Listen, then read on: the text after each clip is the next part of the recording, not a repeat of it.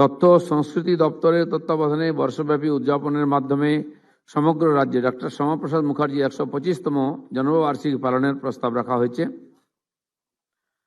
এই উপলক্ষে একটি সমিতি নির্মাণ হবে, যেখানে মন্ত্রী এবং বিধায়কদের সংখ্যা প্রায় 10 থাকবে এবং অন্যান্য বিশিষ্ট ব্যক্তিরা থাকবেন।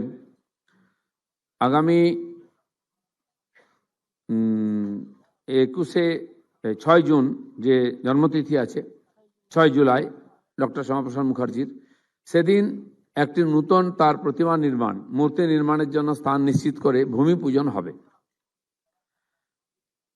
আর তথ্য সংস্কৃতি দপ্তর থেকে 21 জুন তারিখে পশ্চিমবঙ্গ রাজ্য দিবসকে পশ্চিমবঙ্গ দিবস হিসেবে পালনের প্রস্তাব রাখা হয়েছে। আপনারা জানেন, এর আগে সরকার 1 বৈশাখকে পশ্চিমবঙ্গ দিবস হিসেবে ঘোষণা করত। বর্তমান সরকার